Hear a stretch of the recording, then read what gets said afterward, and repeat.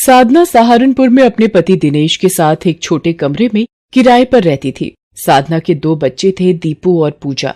साधना का पति दिनेश कोई काम नहीं करता था, बस सारा दिन इधर उधर दोस्तों में बैठकर शराब पीकर पड़े रहना, यही उसकी आदत थी। साधना बहुत दुखी रहती थी। गरीबी की हालत में क्या बनाए और बच्चों को क्या खिलाए, यही चिंता उसके मन में बनी रहती थी। दिनेश शराब के नशे में साधना को पीटता था और बुरा भला बोलता था। एक दिन दिनेश नशे की हालत में घर आता है। मुझे उधार के पैसे चुकाने हैं, ला वो शादी का मंगलसूत्र निकाल कर दे दे। मैं उसे बेचकर अपना उधार चुका दूंगा। सुनो जी, मेरे पास बस वही मंगलसूत्र हमारी शादी की निशानी है, उसे मैं कैसे आपको दे दूं? मुझे मना करती है, अपने पति से जुबान लड़ाती है। निकाल, कहाँ रखा है? निकाल। उस संदूक में ही रखती है ना तू। बच्चे ये सब देखकर रोने लगते हैं। दिनेश जबरदस्ती संदूक में रखा मंगलसूत्र निकालकर बेचने चला जाता है। साधना रोने लगती है। दीपू और पूजा उसे चुप कराते हैं। साधना बच्चों को रूखा सूखा खिलाकर सुला देती है। साधना सारी रात दिनेश के इंतजार में काट देती है। अगली सुबह वो देखती है कि दिनेश किसी लड़की के साथ वहाँ आता है और साधना से कहता है, चल सामान बांध और अपने दोनों बच्चों को लेकर निकल यहाँ से। आज से ये चांदनी मेरे साथ इस खोली में रहेगी। क्या? मैंने इससे शादी करने का फैसला किया है। ये आप कैसी बातें कर रहे हो? आप इसके लिए मेरा मंगलसूत्र लेकर गए थे। आप ऐसे कैसे दूसरी शादी कर सकते हो? मैं इन दोनों बच्चों को लेकर कहाँ जाऊंगी? ऐसा मत करो मेरे साथ। और ये बच्चे, इनकी क्या गलती है? कहीं भी रहो, जियो या मरो, और इस घर से निकल जाओ अभी और इसी वक्त। देख नहीं रहा चांदनी को कितनी परेशानी हो रही है तुम लोगों के रोते हुए चेहरे देखकर, हैं? दिनेश साधना के आंसुओं की जरा भी परवाह नहीं करता। उसके सिर पर तो चांदनी से शादी करने का भूत सवार था। दिनेश को साधना और रोते हुए बच्चों पर बिल्कुल भी दया नहीं आ रही थी। साधना उस वक्त जीवन की कठिनाइयों में फंसी एक गरीब और बेसहारा माँ थी। एक गरीब माँ का संघर्ष पता नहीं आगे साधना और उसके बच्चों को किस मोड़ पर ले जाएगा। ये जाने बिना साधना बच्चों को लेकर निकल पड़ी। उसे नहीं पता था दिनेश ने उसे और बच्चों को घर से निकाल दिया था। दीपू और पूजा रात से भूखे थे। सड़क पर थोड़ा चलते हुए दीपू साधना से बोला, माँ बहुत भूख लगी है, भूख से पेट में दर्द हो रहा है। अभी थोड़ी देर रुको बेटा, मैं कुछ देखती हूँ कि कहीं कुछ मिल जाए शायद। भैया, कोई काम मिलेगा? कुछ भी काम मिल जाए, मेरे बच्चे भूखे हैं। ठीक है, ये ईंटें ऊपर की मंजिल तक पहुंचानी है। ये औरतें भी यही काम कर रही हैं। 100 रुपए मिलेंगे शाम तक की दिहाड़ी के। करना हो तो बोलो। ठीक है भैया जी, मैं ले जाती हूँ ईंटें। दीपू, पूजा, तुम लोग यहीं बैठो, मैं ये काम कर लूँ, फिर मैं तुम्हें बढ़िया बढ़िया खाना खिलाऊंगी। दीपू और पूजा को वहीं बिठाकर साधना पूरा दिन ईंट ढोने का काम करती रहती है। भूख प्यास से साधना का गला सूख रहा था, पर अपने बच्चों की भूख की खातिर वो काम करती रही। शाम के वक्त ठेकेदार ने उसे 100 रुपए दिए। साधना ने उन पैसों में से कुछ पैसों से एक होटल से रोटी और सब्जी खरीदकर बच्चों को खाना खिलाया। साधना के पास रात गुजारने की जगह नहीं थी, इसलिए बस पकड़कर वो बिजनौर अपने भाई के घर चली जाती है। साधना अपने भाई के घर पहुंचती है और सारी बात बताती है। साधना का भाई सुरेश पत्नी शोभा और एक बेटी मुस्कान के साथ रहता है। शोभा अंदर ले जाकर सुरेश से कहती है, देखो जी, ये तुम्हारी बहन यहाँ नहीं रह सकती। हमने कोई धर्मशाला नहीं खोल रखी है। इसे अभी के अभी यहाँ से भेजो, वरना मैं मुस्कान को लेकर अपने मायके जा रही हूँ। हाँ शोभा, तुम ये कैसी बातें कर रही हो? रात के अंधेरे में मैं साधना को कैसे जाने के लिए कह दूं? सुबह होने दो, फिर मैं उससे बात करता हूँ। साधना ये सब सुन लेती है और वो रो पड़ती है। सुबह जब सुरेश उठता है, साधना उससे कहती है, भैया, मैंने आपकी और शुभा भाभी की सारी बातें सुन ली है। बस कुछ दिन के लिए आप मुझे यहाँ आसरा दे दो। जैसे ही कोई इंतजाम होगा मैं यहाँ से चली जाऊंगी। कहीं भी किसी कोने में मेरे दोनों छोटे बच्चों को रहने की जगह दे दो भैया। मैं क्या करूं साधना, तुम्हारी भाभी का स्वभाव तुम जानते ही हो। फिर भी मैं उनसे बात करता हूं, तब तक तुम यहाँ रह सकती हो। मैं शोभा को समझाने की कोशिश करता हूँ। सुरेश शोभा से कहता है कि कुछ दिनों के लिए वो साधना को घर पर रहने दे। कोई इंतजाम होते ही वो यहाँ से चली जाएगी। शोभा कुछ दिनों का सुनकर मान जाती है। साधना की बड़ी मजबूरी ये थी कि वो अपने छोटे बच्चों को लेकर कहाँ जाएगी। साधना भगवान को याद करके रोने लगती है। साधना आसपास में नौकरी ढूंढने के लिए निकल जाती है कि शायद उसे कहीं कोई काम मिल जाए। साधना के पीछे से दीपू और पूजा शोभा से कुछ खाने को मांगते तो मुंह बनाकर बासी रोटी शोभा बच्चों को दे देती थी। साधना रोजाना सुबह धूप में नौकरी ढूंढने निकलती और शाम को लौटती।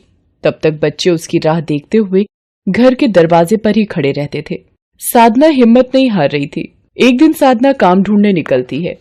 वो देखती है कि रास्ते में अचानक एक बूढ़ी महिला चक्कर खाकर गिर जाती है। साधना उस महिला को उठाने की कोशिश करती है। थोड़ी देर के पश्चात महिला होश में आती है। साधना उस महिला से घर का पता पूछकर महिला को एक रिक्शे पर घर तक छोड़ती है। घर पहुंचने पर साधना देखती है कि ये तो एक महिला संस्थान है जहां बहुत सी महिलाएं काम कर रही हैं। वो महिला साधना को बताती है,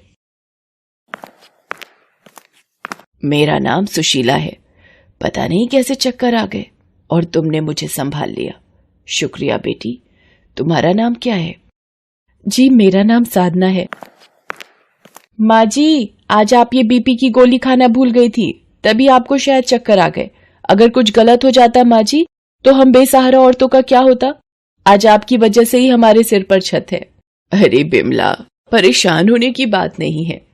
इससे मिलो, ये साधना है। आज इसी ने मेरी जान बचाई है। साधना, मैं ये महिला संस्थान चलाती हूँ। जो बेसहारा औरतें गरीबी और दुख में होती हैं, ये मेरा छोटा सा संस्थान उन्हें आश्रय देने में सहायता करता है। वैसे बेटी, तुम कहाँ रहती हो? साधना रो पड़ती है और अपने सीने में दबा दुख का सारा गुबार सुशीला के सामने निकाल देती है। सारी व्यथा बताकर साधना तेज रोने लगती है, मानो कब से उसने अपने आंसुओं को समेट कर रखा हुआ हो। सुशीला उसे संभालने लगती है और हिम्मत देती है। उधर जब साधना को गए बहुत देर हो जाती है तो दीपू और पूजा इंतजार में दरवाजे पर ही खड़े रहते हैं। शोभा अपनी बेटी मुस्कान को पूड़ी कचौड़ी खिला रही होती है। मुस्कान को खाते देख दीपू भी शोभा से खाने को मांगता है तो शोभा कहती है, चल हट, मेरी बेटी को नजर लगाता है। जा यहाँ से, कुछ नहीं रखा खाने को। ले मेरी मुस्कान और पूड़ी ले बेटा। सुशीला साधना की सारी बात सुनकर दुखी होती है। वो साधना को अपने पास इसी महिला संस्थान में रहने को कहती है। साधना बेटी, तुम यहाँ रहकर अपने बच्चों को कमाकर खिला पाओगी, उनकी परवरिश कर पाओगी, उन्हें पढ़ा लिखा कर बड़ा कर पाओगी। तुम यहीं रहकर काम करो बेटी, आज से तुम यहीं रहो।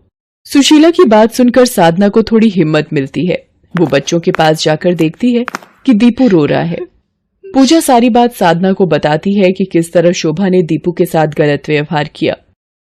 वो शोभा से कहती है, भाभी, मैं अपने बच्चों को लेकर जा रही हूँ।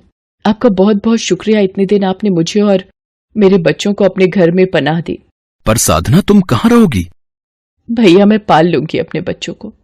मेरे साथ मेरे भगवान हैं, वो मुझे हिम्मत देंगे। साधना बच्चों को लेकर सुशीला के महिला संस्थान में रहने लगती है। वहां रहकर साधना सभी महिलाओं के साथ मिलकर काम करती थी। साधना को अच्छा खाना बनाना आता था, इसलिए वो अचार बनाने का काम बखूबी निभाने लगी। सुशीला के कहने पर अब साधना ने दीपू और पूजा को स्कूल में डाल दिया था। दोनों बच्चे स्कूल जाने लगे। साधना सारा दिन मेहनत करती और बच्चों की देखभाल करती। धीरे धीरे कई साल बीत गए। सुशीला भी दुनिया से अलविदा हो चुकी थी। जाते जाते वो महिला संस्थान की सारी देखभाल साधना को सौंप गई। साधना अपनी जैसी गरीब और बेसहारा हर महिला को संस्थान में आश्रय देती थी। अब तो साधना की भी उम्र हो चली थी। साधना को पता ही नहीं चला कब उसकी उम्र ढल गई। दीपू और पूजा भी बड़े हो गए थे। दोनों कॉलेज पास कर चुके थे। साधना की बेटी पूजा एक एयर होस्टेस बन चुकी थी। वो नौकरी के सिलसिले में अब बाहर रहती थी। बेटा दीपू एक बड़ा डॉक्टर बन चुका था। अब साधना का संघर्ष लगभग पूरा हो चुका था। एक दिन जब दिनेश को साधना के बारे में पता चलता है तो वो साधना से मिलने उसके घर पहुंचता है। दीपू, देखना दरवाजे पर कोई है। आप यहाँ? कौन है बेटा, ऐसे चुप क्यों हो गया? माँ, पिताजी। आप यहाँ क्यों आए हो? मुझे माफ कर दो साधना। तुम्हारे जाने के बाद मुझे चांदनी की असलियत का पता चला। वो झूठी और मक्कार औरत थी। मेरे साथ चलो साधना, हम फिर से एक साथ रहेंगे। एक साथ रहेंगे? क्या आप मेरे बच्चों का वो बचपन लौटा पाओगे जो गरीबी में, दुख में इन बच्चों ने भूखे प्यासे गुजारा? नहीं लौटा पाओगे आप। मैं एक अकेली औरत दुनिया के तानों को सुनकर कैसे जीती रही, इसकी खबर तक नहीं थी आपको। आप यहां से चले जाओ। दीपू इन्हें कह दे यहाँ से चले जाएं वरना मुझे पुलिस को बुलाना आता है। दिनेश को वहां से जाने को कहकर दीपू घर का दरवाजा बंद कर लेता है। साधना दीपू से लिपट कर रो पड़ती है। एक गरीब माँ का संघर्ष इतना दुख से भरा था। शायद उस दिन दीपू भी समझ जाता है और अपनी माँ को गले लगाकर रोने लगता है। हेलो दोस्तों, कैसे हैं आप सब?